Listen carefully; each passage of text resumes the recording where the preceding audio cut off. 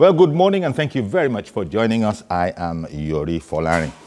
Glad to have you here. Well, a bit of cheering news in the sense that the security challenges up and down the country, pretty much a headache, not just to the guys in charge, not just to the military, but even to us. Now the president has said that our security solutions are actually going to be able to stand the test of time. And this was said after a meeting that included service chiefs. So what more do you want? Okay, it's good to hear, but of course there's always sort of a working before you get to the answer. And not being in there, number one is cheering news. Well, let me find out from my guest this morning how cheering they think that news actually is.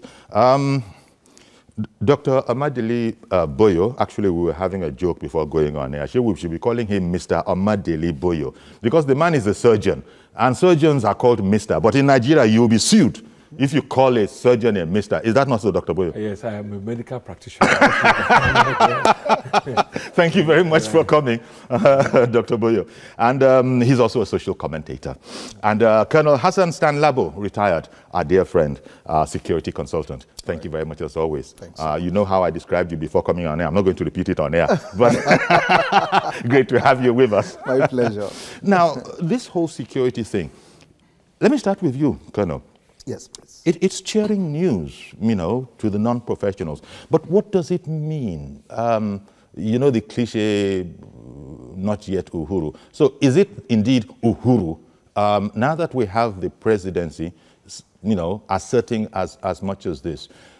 I was hearing a military chief yesterday on television, apart from this subject, saying, look, Boko Haram is not just on the back foot. It's actually being flushed out of Sambisa, and our boys in uniform have taken over that whole place, and they're chasing them, and it doesn't matter where they run to, we shall continue to pursue them so that there is no, you think of Boko Haram as something of yesterday. Yeah, we have to say those words, but give me your impression. Yes, Yori, thanks so much, Mosso, for having me here. As far as the Northeast is concerned, I think we can say we have a success story there. When I say we as a nation, okay? So, and I don't want us to be carried away. The more we continue to gauge our security success story based just on the Northeast, I would say we lose it. Lose it because I feel, look, we've done well in the Northeast. Okay. Can we begin to address other elements of our security challenges and see how we are faring there so that the high score in the Northeast does not obliterate the terrible situation we are faced with. Okay. Having said that, Yori, fine. I'm so impressed to have that conference or the summit, and also that's the summit from the which the Senate or the Congress put in place or just organized. And I'm impressed too that the president only yesterday was able to meet with the service chiefs and some other very important key personalities in the presidency. But I think all this shouldn't stop there. I want a situation where we begin to get the Congress to look seriously into the Constitution, because facing it, Yori, the bulk of the issues so far now that face us would require some rejigging of the Constitution to see how, to a greater extent, we can bring certain aspects of our security into the concurrent lists to allow for the emergence of things like state policing, which will give a better vent, to how we address some of the issues on ground. I am saying this informed or coming from the perspective that, look, we have other challenges with our security agencies as they are now, the structure itself. One, we have manpower issues, both with the police and even the military. And the manpower issue, which is so severe with the police, has made us at times to want to quickly draft, the military into playing first-line security role. Yeah, some sort of a joint force with the police. Yes, which ordinarily should come only when the police has been overwhelmed. Okay. In the case of, for instance... Which indeed has happened to be the case. Yes, of course. On a number of occasions. Yes, I agree with you, but it's important to look at what the statutory provisions are.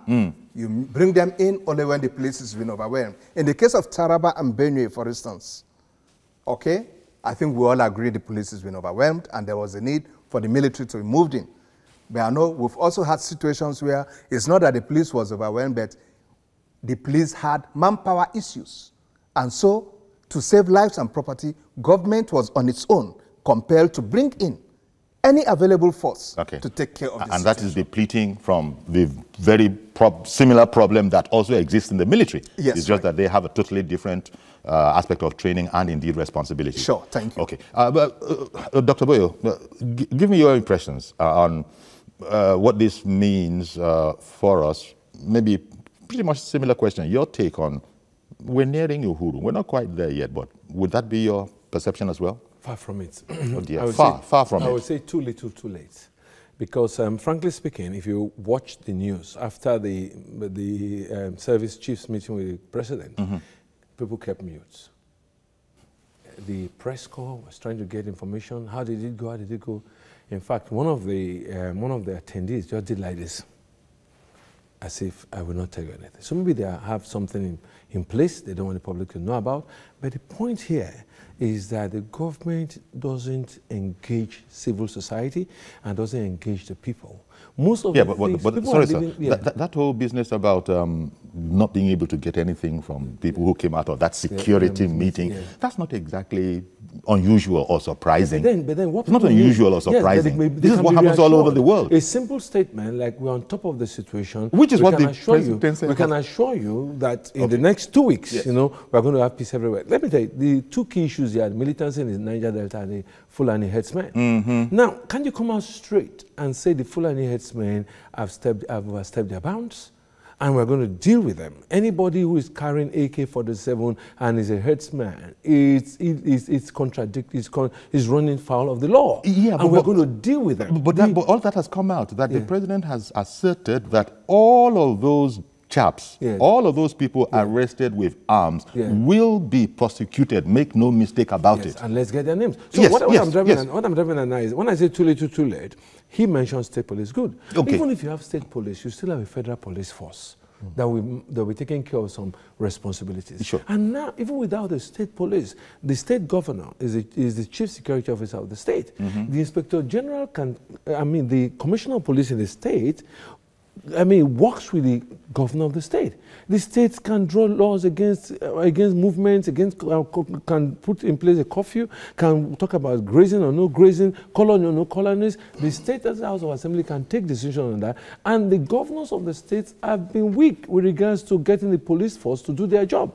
And that's why he said the police has been outnumbered. The police will be outnumbered when a quarter of the police force is taking care of the top and the rich. So at the end of the day, the available policemen to take care of the common man is depleted. You know, although it's a very tiny point perhaps, but you see a lot of celebrities who are able to pay for police protection and police services. I know it's a tiny, teeny, weeny little thing, but every last one matters now. So if you're complaining that we have a challenge, I don't know, I suppose, I don't know, maybe police... but there's a lot of money in it. There's a lot of money in it. And let's not go there. But what I'm driving at now is that if wherever in the world they are faced with security emergencies, you withdraw, even you call up reserves of the army that are on the sideline. You call them up to active service.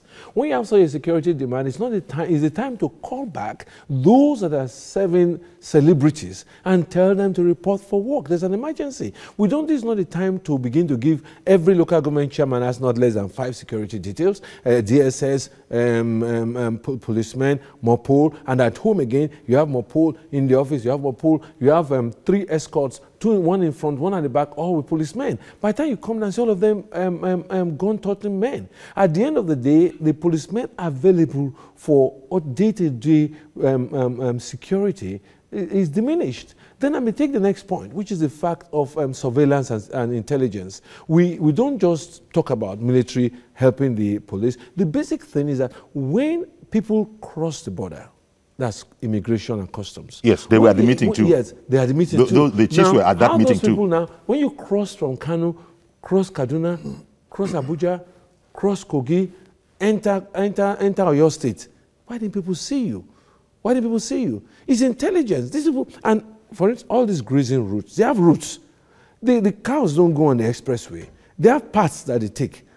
The simple truth there is that our policemen, the intelligence network, vis-a-vis across state lines, which comes in again, even if you have state police, there's a place where the federal police will have to do things when they are outside city limits, outside state limits. There must be a coordination between Oyo State. Now, if herdsmen come all the way to reach Ogun State, they pass through somewhere. Were those policemen not alert of the movement of these people? Okay, I hear you. And yeah, these are things that we have been saying. But, Colonel, the point he made about in sort of expatiating a bit on too little, too late. Look, I think he said, why can't we just call a spade in relation to the law being broken by Fulani herdsmen? And, well, I'm sure Dr. Boye himself also realizes that it's not quite as simple as all of that. As somebody was sort of, opining on our program yesterday that this is a delicate issue. There is no doubt that there are infringements against the law. And wanting to, I don't know, this is part of the challenge. But it could become a mess. Agbekoya the other day said that, look, you know what, if it looks like we won't be getting any help, then we shall help ourselves. I think the Ààrẹ Ọ̀nà Kakanfò of Yoruba land, which, as you know, is a generalissimo, has said that we shall not be idle ourselves. So you probably don't want all of these kind of scenarios. Thank you, Yorin. You see, I've always said, look, our problem is not actually democracy. In this country, our problem has been that of leadership and governance. Call it poor governance, call it lack of competence in leadership, and so on, whatever the definitions you want to give it. And when we say leadership, in most cases, people just think you are referring to the president. I'm talking about leadership. It cuts across. We are all leaders.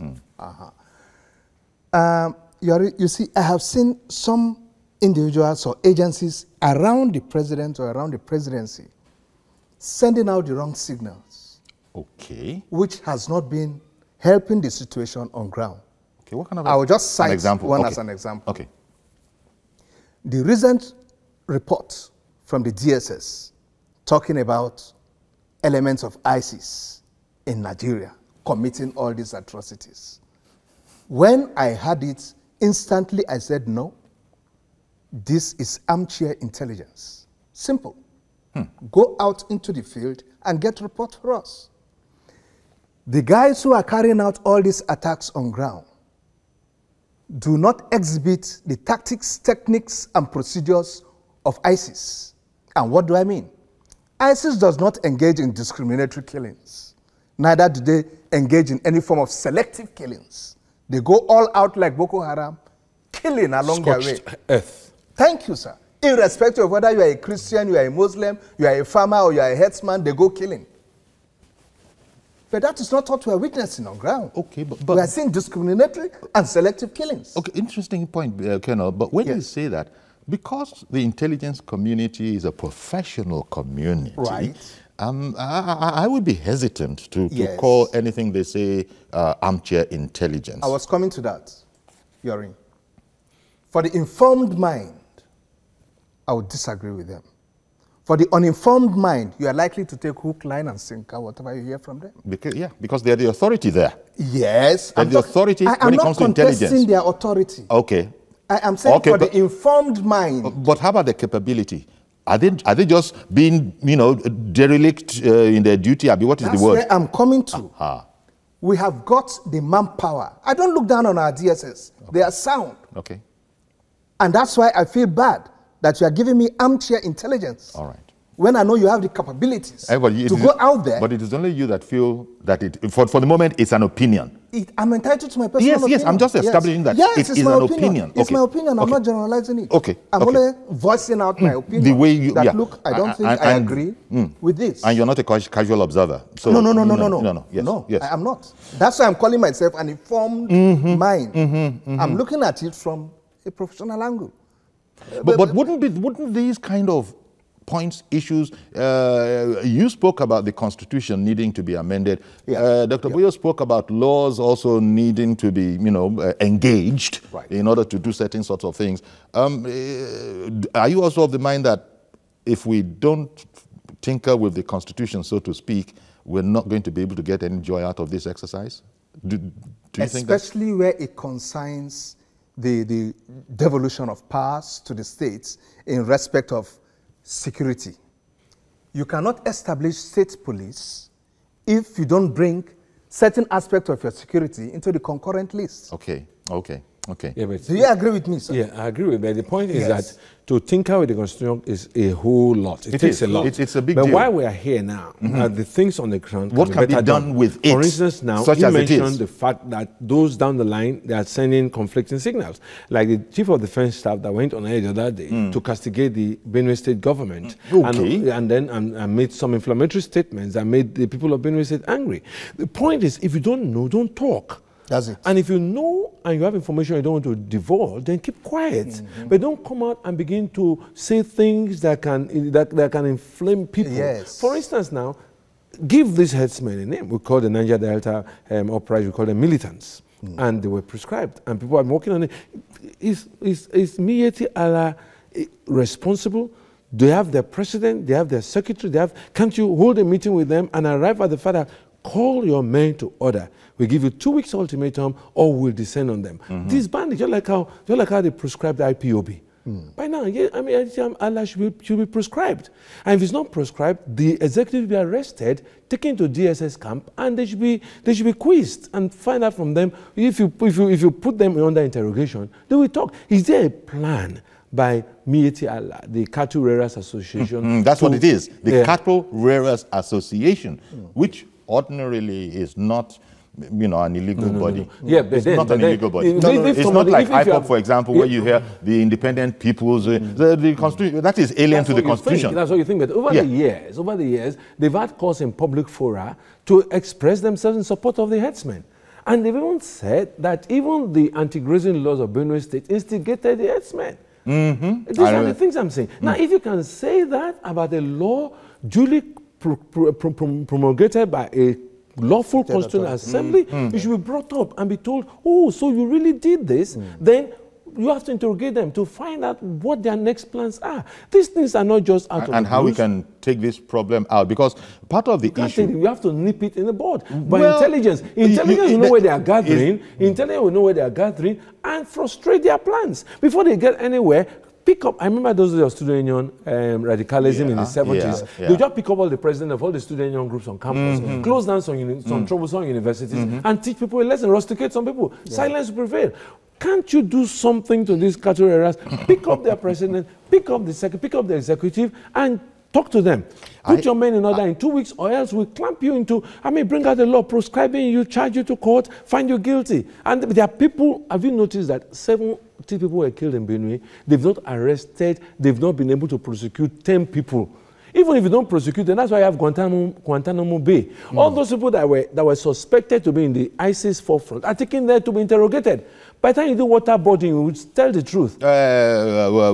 Guantanamo Bay is a very, very, very, very, very controversial institution. Yeah, but we have the likes. Do you know that? Do you know what they said now? Those people that were picked up from Boko Haram are being taken to Kainji Detention Center to be interrogated. There's a Kainji Detention Center in Nigeria. I don't mean they should be killed. I don't mean you torture. But there's a way you can interrogate somebody that you threaten the person. The person will open up and tell you their plans to overrun Nigeria. And then you now go to the various camps where they are in this country, begin to nip them. That's how ISIS were defeated. I hear you, but and I know this is a very, very impassioned subject matter. I know, and also very, very sensitive. Remember what led to this? What led to this? And I'm saying that having a meeting with service chiefs is not enough. The service chiefs have the intelligence. There's police intelligence. There's director of military intelligence. Within the army, there's military police. Navy has its intelligence. Air Force has intelligence. The DSS is there. CID is there. All these people should bring their intelligence up. Meeting with that whole community, that whole security committee,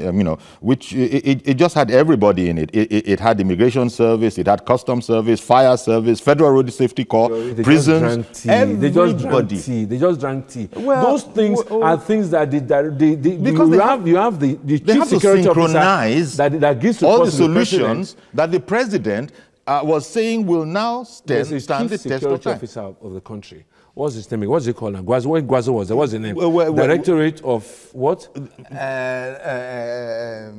the office of the CSO. Yes, that's CSO, yes, security. Chief Security Officer. Somebody in the country who all these people report to. Even the defense intelligence, they all sit down. They have intelligence meetings every week. You are referring to the NSA's National Security Advisor. Thank you. National Security Advisor has enough information for us to act. All these meetings with all these big men, do you think that just drink tea and give them instruction, get these people rounded up in 2 weeks? Whereas available intelligence on the ground is enough for us to route out these people in 14 days. Okay. This is not in Sambisa Forest. Okay. They're in Oyo State, they're in Benue State, they're everywhere. And we're holding a meeting in Abuja to discuss what now? To That's why I coordinate. said too late. Okay, to coordinate all of these solutions. I just want to respond to that. Sure, aspect. sure. I'd love you to.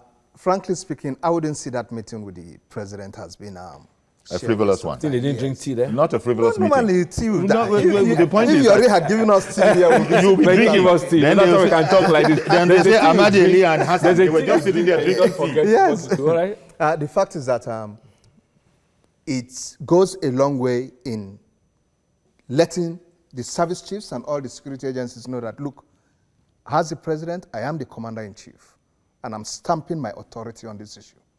And it avails him an opportunity to be specific to them. I want this thing quelled down.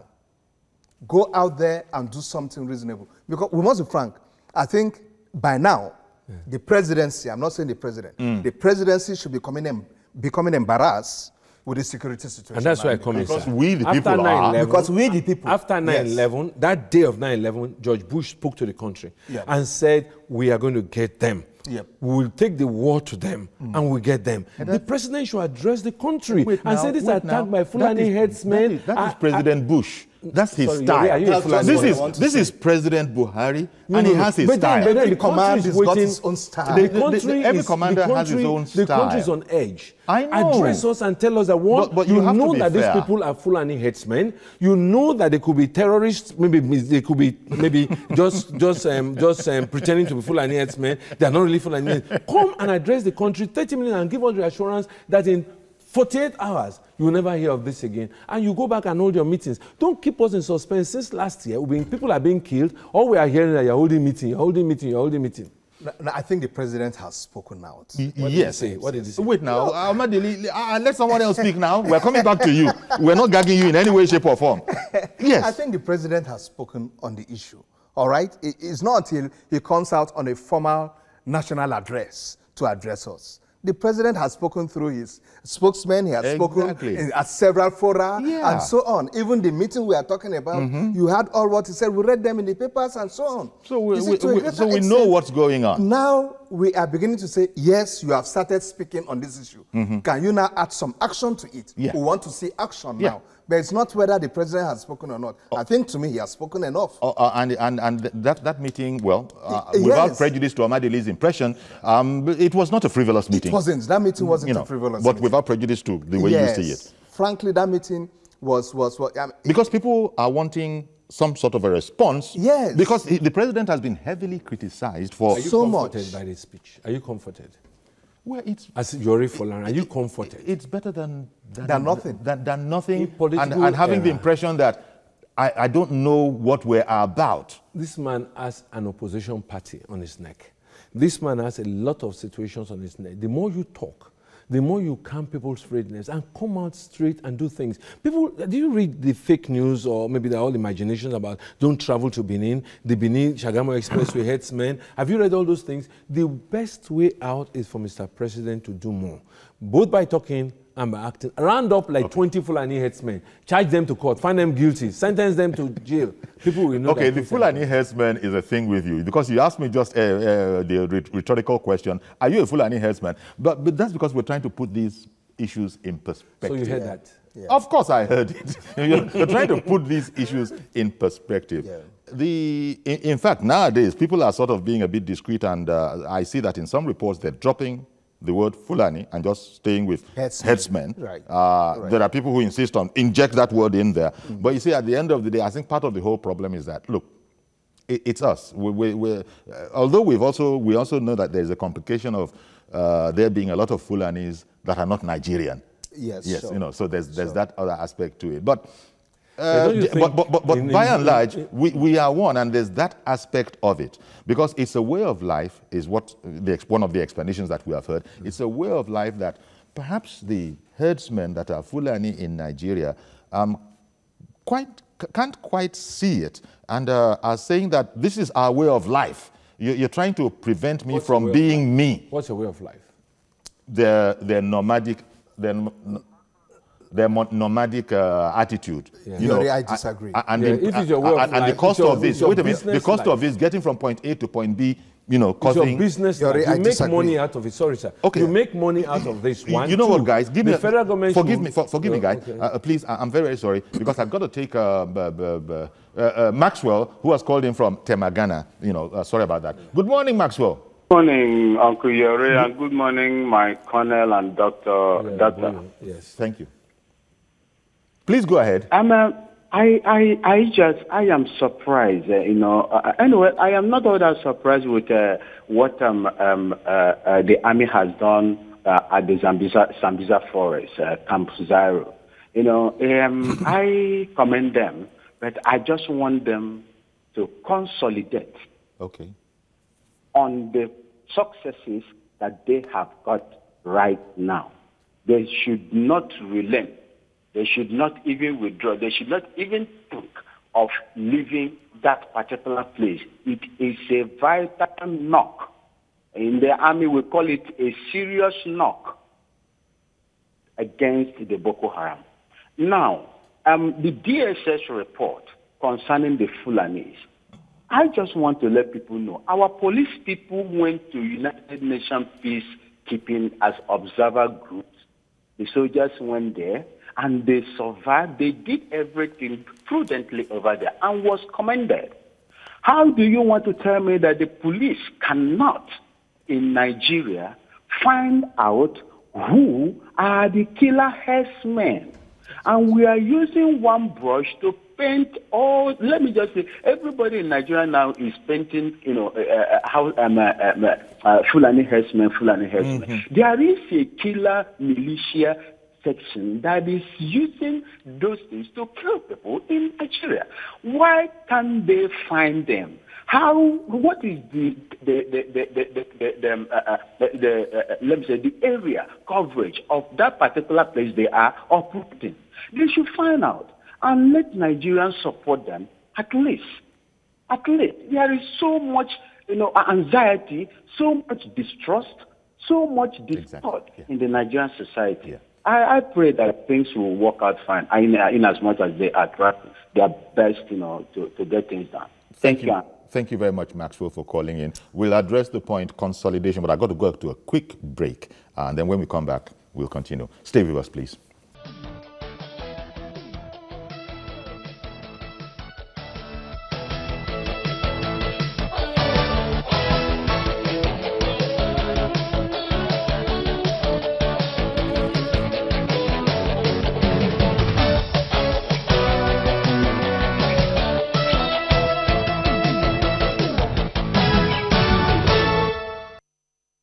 Welcome back, and sort of, you know, a reinvigoration, that's my terminology of the whole security apparatus, having met with the president, and the president, as it were, you know, just harmonizing, re-emphasizing and stating that, you know, borrowing from the other national expression we used to have, that this whole thing is a task that must be done, can be done is the implication. Because the president says our solutions are going to be standing the test of time. Now we go back to the whole Sambisa thing, where people say, happily, that one we've got down pat. As I said, I heard a military, you know, man saying yesterday that they're running and we are pursuing.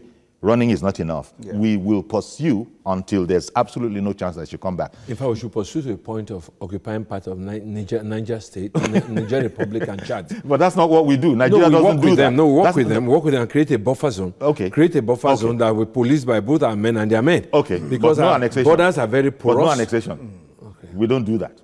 We can start it. Nigeria doesn't do that. We can start it. These are difficult times. No territorial ambition. Yes. Let me bring Musa in. Good morning, Musa. Good morning, all. Thank you for calling in.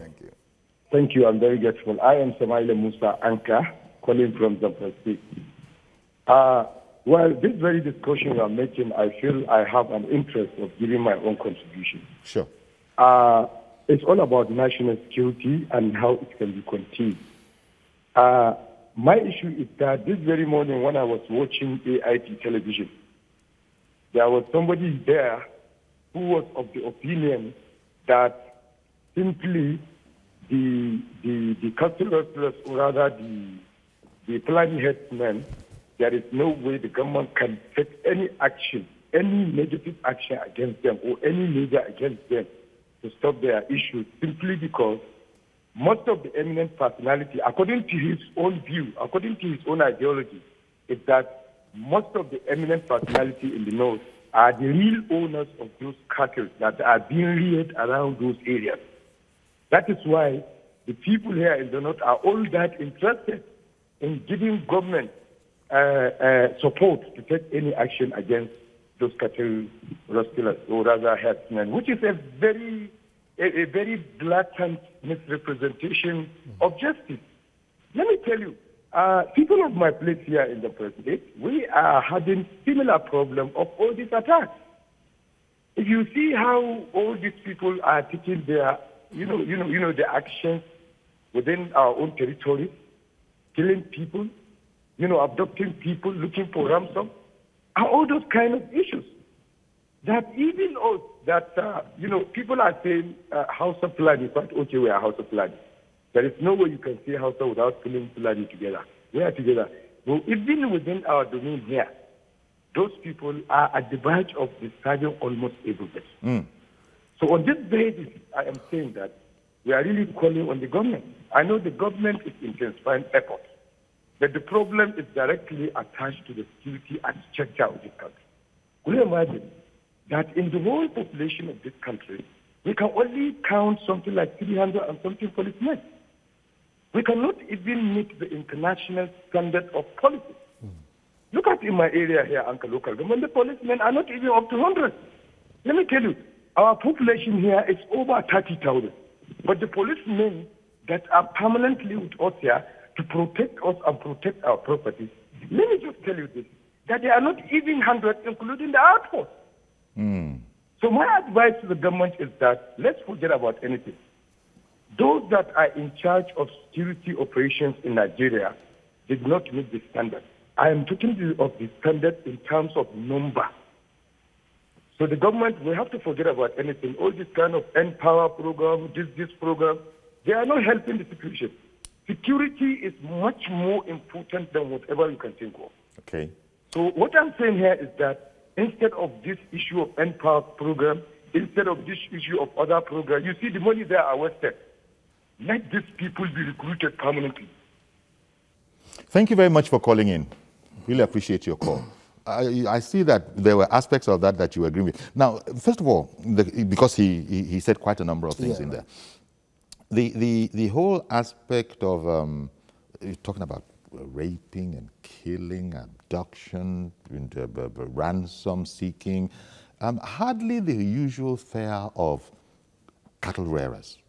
Hardly. This is not what they do. So, there has even government has said it, not that it was very popular when it was said that they're not even sure that all that is being called marauding herdsmen are indeed the accused Fulani herdsmen. Now, Mr. Musa here says that another point that is probably lost on a lot of people is that all those cattle and the herdsmen that are going up and down the place, the cattle don't actually, the stock doesn't actually belong to them. It belongs to, the elites. Yes, thank you. It belongs to the elites. And they take it from there. I agree with him in total, and I know what I'm talking about.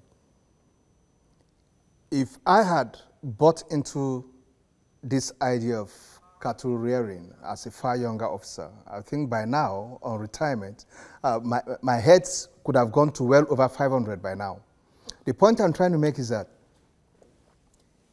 the cattle we see all over the place, 70 to 80% of them are owned by either retired generals and serving generals, permanent secretaries, ministers, members of the Nigerian Congress, both Senate and House of Rep. It is this elite amongst us that own 70 to 80% of this cattle. I know what I'm talking Because about. animal husbandry is not Thank you. pure water business. It doesn't take much to engage this, our Fulani brothers to take care of this cattle. In most cases, like the fellows who were trying to encourage me into it in the past, they tell you, look, you get 5, you give it to the man, you tell him whenever it gives birth, you are entitled to 1/3 of whatever he gives. So if he gives birth to, by the time he adds 3 cows to you, he is entitled to 1, and so on. And the guy does it so eagerly because Yes. he knows he's also growing his own herds. Yes. And so this So is the way you of are not really generating paying income. anything besides maybe the veterinary care, Okay. the necessary injections that they require, and so on. So to go into that business is something which you just fold your arms and it's multiplying. Now, why is there so much opposition to it? Because now that there will be this close grazing arrangement, Yes. it calls for so much financial investment into it. You now have to start buying the fodder. You now have to make sure you get land. You can't just get 1 plot of land, for cattle. We are talking of hectares, and so on. So those who want to be opposed to it are feeling, why should I spend this much? I see. I'm going to come back so you can continue that if there's more to do there, because Umar is waiting on, and I want to thank you, Umar, for holding on all that while. Good morning. No problem, sir. Good morning, Umar. Good morning, sir. How are you, sir? Very, very well, thank you. Thank you for holding on. Please go ahead now. Thank you, sir. Thank you, sir. Thank you, sir. Yes, I want to contribute on this issue. I think there's one fundamental misinformation with almost all the 1,000 people about what's happening in the North now. The killings in the North, you hear, it's not about Fulani herdsmen. And I also want to, first of all, begin by saying, we take effective Fulani herdsmen. I'm sorry, let me use one example. Please forgive me. The first armed robbery in Nigeria was not a Fulani man. It was one tribe. There were shots. And later, there were robberies. But any robbery you find, you investigate based on what you find. Apart from that case, you know who is involved. But right now, almost all the southern papers, all the other press, Fulani herdsmen. Almost stereotyping and profiling all Fulanis. Very, very painful. But what's happening of more importance is the fact that this case is going up about now in the North, especially Benue and Taraba State. I don't know about Fulani herdsmen. It's not even said about herdsmen. It's by militia. If you look at from the beginning up to now, from the first day they did the killing in Numa, to today, no any issue. You don't have any issue between the tribes. The killing that happened in Mandela, where other people are killed, it's not about happening. It's not about happening. A group of tribes went and attacked one tribe and killed them. There's no happening. There's no happening there. This is sponsored by militia. And I just wish that before the press take that position. What about the elite that own the cattle? No, the issue is that you haven't got me. The whole killing is not about cattle. It's not about cattle. It isn't. If you just, let me give you an example. Okay. As far back as last year in the TDC, one governor here in the North was saying the first time when he came to power, the first thing he did was to depose about 5 chiefs that they accommodated people from Zamfara, Kebbi, and the rest of it. They are going to be terrorists. He deposed them and drove the people away. From that day, the police was like, about 10 kilometers out of Jalingo, before Jalingo, any vessel that came with these people from everything, he returned the vessel back, 10 people go back. Numa has been hankering for state police, the state police governor. And this same governor has been known to along with his own member at that time, Bacha, Taraba Central, hankering for the government to recognize Taraba as a Boko Haram infested area, so as to get attention and be given additional security recognition. Locate somebody from Benue, a member from Benue, Senator, knock that one off. The issue is, this will have a purpose for what you like. Like we are hearing here, we are striking that we're hearing that other governors, the vice president, agree with the state police. You should give somebody who is hankering for state police in his own state. Which has been a single project. If you look at what we did against this tribe, like for example now, the last attack you had here that happened in Taraba State, It's in one village, the TV zone, in Gaso area. There is a single TV man in Taraba State. Okay. 6 years back, when we were kids. All right. Single village. Thank you very much for calling in. Really, really appreciate your call then. Can I just round up? Please. You see, Yori, let's be very frank. You see, with every passing day, frankly speaking, as a nation, we are drifting into assured backwardness. Okay? It's time for us to begin to embrace modernity. How do you mean Globally, about backwardness? yes, oh, okay. right. In relation to this, In relation the to, nomadic aspect of some of our nationals. Yes. Globally, the infant now, the practice as far as rearing of cattle is concerned, is this close grazing. Yes. All right? Look at, countries like Botswana. They've got even more cattle than their population. I even understand that in Benin Republic here, it is much better organized. Just next door, Benin Republic here, yes. I heard of that too.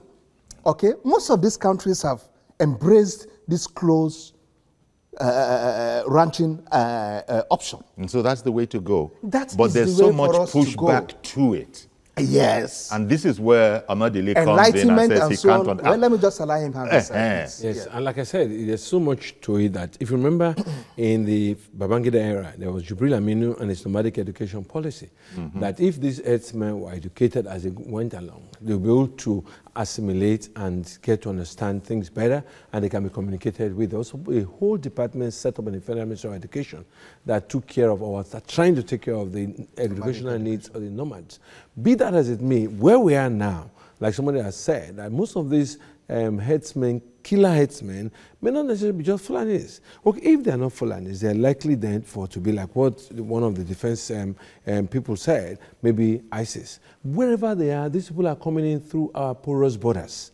Wherever they are faces. If the United States could identify the jihadi John man, they could identify the head of the caliphate of the ISIS. We need high level of intelligence network to pick up who are the backers of these people and pin them down.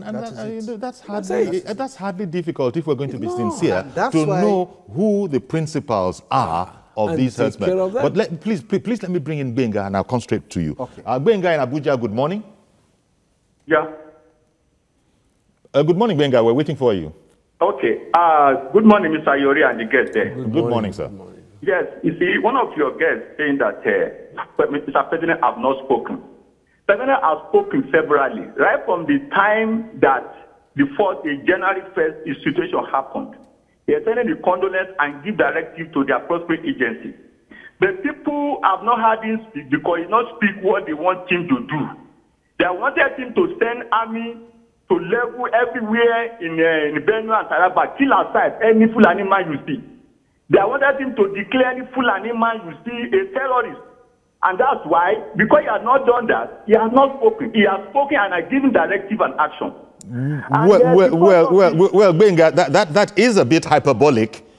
You know, maybe you're just exaggerating for emphasis. It's not exaggerating. It was on radio. Declare them terrorists. How can IPOB be made terrorists and these people are killing? If IPOB kill anybody, it's where even elite, even political leaders, this is why they are so that they are in insinuation. And because he has not done that, that's why they say people have not spoken. All right. The person has spoken and done it. It's a father. And this thing, they are both religious, ethnic, and political coloration into it. That made the matter very, very muddy. Okay. And father is settling down. He's now we say he's speaking. He has. In other words, it's a complicated subject, you know. Sorry. Yeah. So, like I was saying, Yori, our intelligence community must go to work. It is possible. You are saying that they can do a lot more than they are doing at the moment. Yes, and the DSS should provide or serve as a lead agency. Okay, they can give us all the necessary information we need about this. Who are these guys infiltrating our territory? Where are they coming from? Who are those behind them? Where are they getting their weapons from? Who are those availing them while they are in our country? Availing them logistics, transport, accommodation, and even serving as guides as to which village to go burn down, and so on. And you know, who are those guys behind the arms, like I said? These are the sort of information we require from our intelligence community. Indeed. Indeed, and with the DSS availing leadership in that direction. Indeed. Not to just sit down and tell us these are ISIS men. No, I disagree. Well, yeah, but the reports in the paper, let me quote a paragraph from what the president said. Quote, "Our law enforcement agencies must at all times stay ahead of bandits and criminals wherever they are across the country by efficiently gathering, sharing, and acting on credible intelligence. I am assuring that we will give them all the support needed to succeed." Good. So really, that paragraph encapsulates everything that you were wishing. Isa is in Kaduna. Good morning, sir. Good morning. Thank you for calling in. Go ahead, please. Yeah, well done. Well, the issue of Nigerian security, I believe it is so crucial that to some extent we tend to forget some people that have the ability to play significant role in it. Now, if you are looking at the security system now, everything is going the way it has been before in the analog stage. We have a lot of young people that do have credible information. In fact, we are the youths. I am 27 years old. I have Masters of Strategy and Security Administration. I have a lot of people that are young and they have this. We sit down, we dialogue, we discuss on how to solve these issues. The problem here, if you are talking about technological advancement, how can we do it? Each state, what is their security votes? They have the ability to own, even if it is a single drone, that will provide aerial surveillance for them. We always talk about problems. Call the younger generation, sit them down, tap into their mental gallery, get what they have to understand. This is our own generational problem. Yeah, but the president was not talking about problems. The president was talking about solutions. That, look, that there are solutions. And the president has said that these solutions will stand the test of time. We've gone from problem to solutions now. Exactly, yes. But thank you very much for calling in. Appreciate your call. And that's where it's coming from. These solutions, can they really stand the test of time? How tested are they? I believe that they're going to do their best. Okay. But the question therefore is, if you don't know where the rain beats you, or you don't know where you're coming from, you cannot tell us where you're going. You must understand the significance of the attacks all over the country. Database shows how many people have been killed so far, and database shows how many people have been arrested so far, and we cannot move on from there. Yeah. Then any state commissioner of police that is so porous that headsmen come, call him to order. Let him give an account. Let them tighten themselves. Like I said, that is, state is so porous that headsmen come. Yes. And then they go away, they vanish into thin air. I see. With all the checkpoints on the expressway and everywhere. And that's why surveillance will have come in.